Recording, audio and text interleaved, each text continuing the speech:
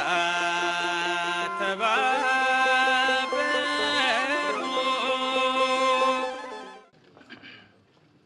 በስመ አብ ወወልድ ወመንፈስ ቅዱስ አሐዱ አምላክ።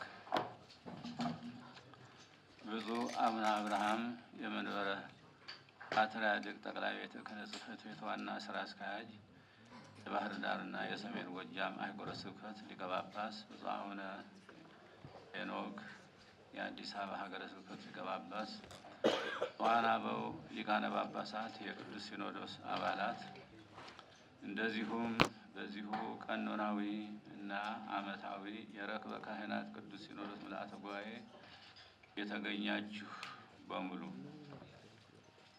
ጸጋንና ሐዋርያነትን ያጎናጸፈን ጌታችን አምላካችንና መድኃኒታችን ኢየሱስ ክርስቶስ ቅድስት ትንሣኤውን በሰላም አክብረን ይህንን ዓመታዊውን የቅዱስ ሲኖዶስ ጉባኤ ለማካሄድ ስለሰበሰበን ክብርና ምስጋና ለእርሱ ይሁን። የጉባኤው አባላት የሆናችሁ ብፁዓን ሊቃነ ጳጳሳት እንኳን ለረክበ ካህናት ጉባኤ አደረሳችሁ። እንኳንም በሰላም መጣችሁ። ረከብነ ጸጋ ወተሰየምነ ሐዋርያተ ከመ ናስምዖሙ ለአሕዛብ በስሙ። ከእምነት የሚነሳ መታዘዝ እንዲገኝ ጸጋንና ሐዋርያነትን ተቀብለናል። ሮሜ 1:5። ይህ ሐዋርያዊ አስተምህሮ የእኛን ተልእኮ እና ተልእኮ ያስፈለገበትን ምክንያት አጉልቶ ያሳያል። የተቀበልነው ስጦታም ምን ያህል ታላቅ እንደሆነ ምንባቡ ያስረዳል። ሐዋርያው በዚህ መልእክት የቅዱስ ወንጌልን አስተምህሮ ዋና ግብ ከእምነት የሚነሳ መታዘዝ እንደሆነ ማድረግ መታዘዝ እንዲገኝ ማድረግ ነው በማለት አስተምሮናል። እውነት ነው። ድሮውም በእግዚአብሔር መታዘዝ አቅቶን ነው የወደቅነው። ዛሬም የምንነሳው ከእምነት የተነሳ መታዘዝን ገንዘብ ስናደርግ ነው። ከሁሉ በፊት እምነት ይቀድማል። በኋላም ደግሞ ለእምነቱ በሙሉ ልብ መታዘዝ ያስከትላል። ይህ ሲሆን መዳንና ትንሣኤ ያስገኛል። ዓለም በእግዚአብሔር እየተደረገላት ያለው ጥሪ ይኸው የመታዘዝ ጥሪ ነው። ይህንን መለኮታዊ ጥሪ ለዓለም የማዳረስ ኃላፊነትም ለእኛ ለቅዱስ ሲኖዶስ አባላት የተሰጠ እንደሆነ ሐዋርያው አስገንዝቦናል። ኃላፊነቱ ሲሰጠን ከነ መሳሪያው ነው። እሱም ጸጋና ሐዋርያነት ነው። እኛም እሱን ተቀብለናል። እንግዲያውስ የተቀበልነውን ጸጋና ሐዋርያነት በዓለም ውስጥ ላለው ሕዝበ እግዚአብሔር አገልግሎት ላይ ማዋል ከኛ ይጠበቃል። ብፁዓን አበው ሊቃነ ጳጳሳት፣ የቅዱስ ሲኖዶስ አባላት፣ የኢትዮጵያ ኦርቶዶክስ ተዋሕዶ ቤተ ክርስቲያን ቅዱስ ሲኖዶስ በአሁኑ ጊዜ የሌለበት ክፍለ ዓለም የለም። ምክንያቱም የዚህ ሲኖዶስ ወኪሎች ሊቃነ ጳጳሳት በአፍሪካ፣ በአውሮፓ፣ በሰሜን አሜሪካ፣ በላቲን አሜሪካ፣ በካናዳና በመካከለኛው ምስራቅ፣ በእስያና በአውስትራሊያ ወዘተ የሚገኙ ሕዝበ እግዚአብሔር ምእመናንን በማገልገል ላይ ይገኛሉና ነው።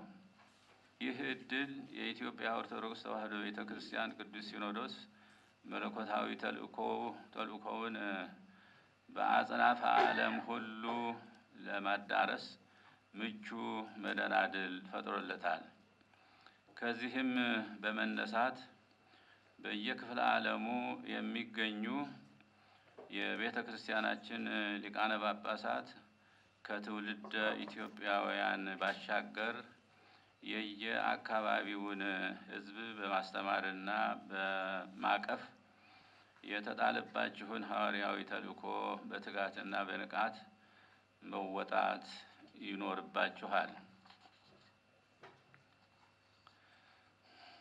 በማዕከል ሆኖ እየመራ የሚገኝ ቅዱስ ሲኖዶስም ለዚህ ተልእኮ ምቹ መደላደልን የመፍጠር ኃላፊነቱን በአግባቡ መወጣት ይገባዋል።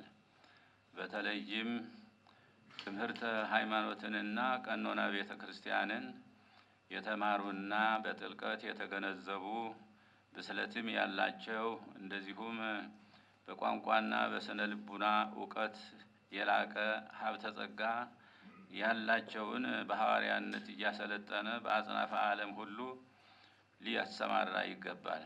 ብፁዓን ሊቃነ ጳጳሳት፣ የቅዱስ ሲኖዶስ አባላት፣ በብሂለ አበው ፀሐይ ለመስኮትዋ ሳታበራ ወዘተ እንደሚባለው ለሌላው በብቃት መድረስ እንችል ዘንድ እኛ የቅዱስ ሲኖዶስ አባላት የሲኖዶሱ መንበር በሚገኝበት ምድረ ኢትዮጵያ ከመቼውም የተሻለ ስራ በመስራት ለእግዚአብሔር መታዘዝ፣ ሕዝቡንም ማገልገል ይገባናል። ሁላችንም እንደምንገነዘበው በሲኖዶሳችን ያልታቀፉ ብዙ ወገኖች በሀገር ውስጥ አሉን። እነዚህ ወገኖች አንዳንዶቹ በተለያዩ ምክንያት ከኛ የወጡ ናቸው። ይሁን እንጂ የሄዱት ወደ ቤታቸው እንዲመለሱ፣ ሌሎችም ወደ መንጋቸው እንዲቀላቀሉ በርትቶ መስራት የዚህ ጉባኤ ተቀዳሚ ተልእኮ ነው። ምክንያቱም ጸጋንና ሐዋርያነትን የተቀበልንበት ዋናው ምክንያት ይህንን ለማድረግ ነውና።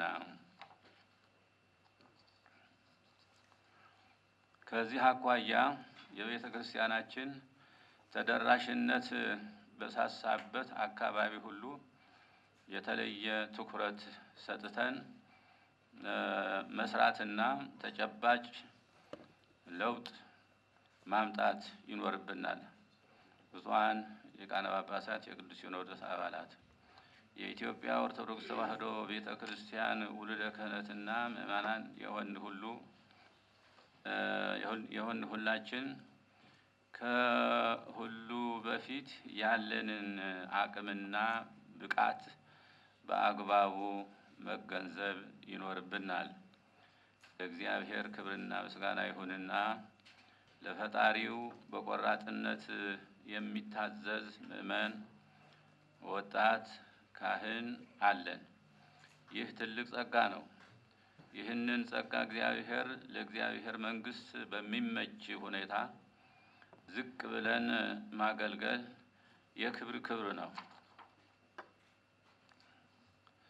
በመሆኑም ይህንን የእግዚአብሔር ሕዝብ በሀቅ፣ በቅንነት፣ በትጋትና በታማኝነት ቆመን አገለገልነውና አባትነታችንንና መሪነታችንን በመልካም አሰራር በትክክል በሕሊናው እንዲሰርጽ ካደረግን ይህ ኃይል ከጎናችን እንደማይለይ እርግጠኞች መሆን እንችላለን።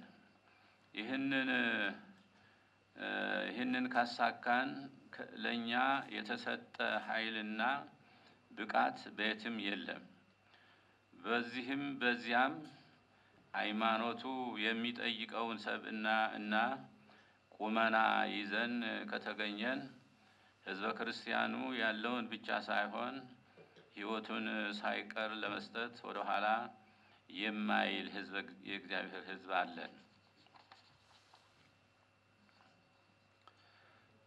ስለዚህ ይህንን ማሳካት እንችል ዘንድ ከእምነት የሚነሳ መታዘዝ እንድናገኝ የተቀበልነውን ጸጋና ሐዋርያዊነት በክብር እንያዝ። ብዙኃን ሊቃነ ጳጳሳት፣ የቅዱስ ሲኖዶስ አባላት ለሕዝበ እግዚአብሔር የምናበረክተው አገልግሎት በመንፈሳዊ ብቻ ሳይሆን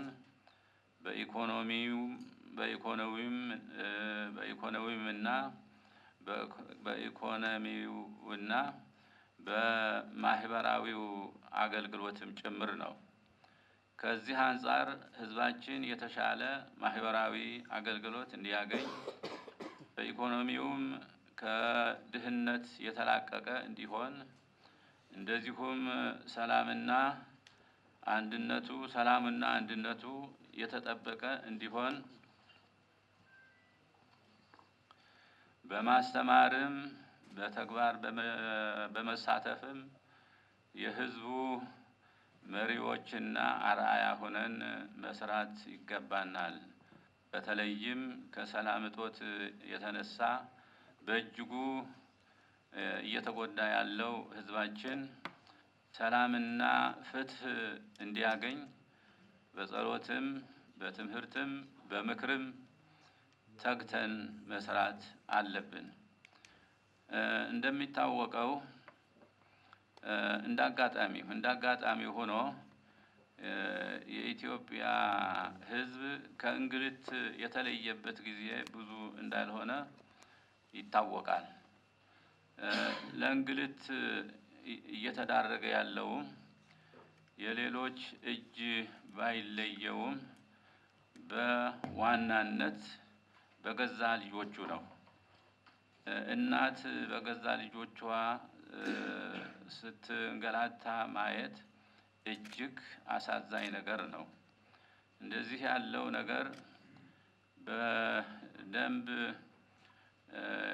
ያልታሰበበት አካሄድ በብስለትና በንስሐ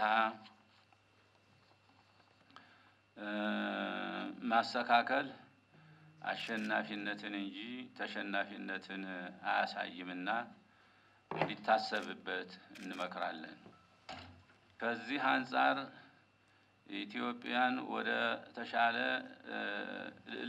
ተሻለ ልማትና እድገት እናሻግራለን ብላችሁ እየደከማችሁ ያላችሁ ወገኖቻችን እባካችሁ መለስ ብላችሁ እናታችሁ የተንገላታችበትን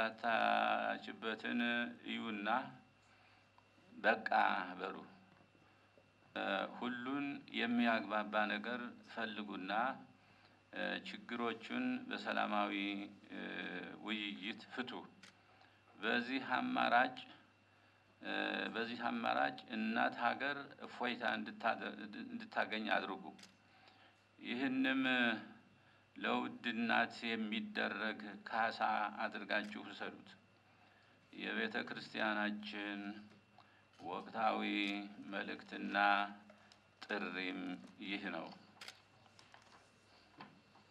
በመጨረሻም የቤተ ክርስቲያናችን መንፈሳዊ፣ ማህበራዊ፣ ኢኮኖሚያዊና አስተዳደራዊ አፈጻጸማችንን በመገምገም ለቀጣዩ ጊዜ የሥራ አቅጣጫን የሚያስቀምጠው የርክበ ካህናት ቅዱስ ሲኖዶስ ቀኖናዊ ጉባኤ በዛሬው ዕለት የተጀመረ መሆኑን ለኦርቶዶክሳውያን ሕዝበ ክርስቲያን እናበስራለን። እግዚአብሔር የተባረከና የተቀደሰ ጉባኤ ያድርግልን። እግዚአብሔር ኢትዮጵያና ሕዝቦቿን ይባርክ። ወስብሐት ለእግዚአብሔር አሜን። ግንቦት 6 ቀን 2017 ዓመተ ምህረት አዲስ አበባ ኢትዮጵያ። ወስብሐት ለእግዚአብሔር።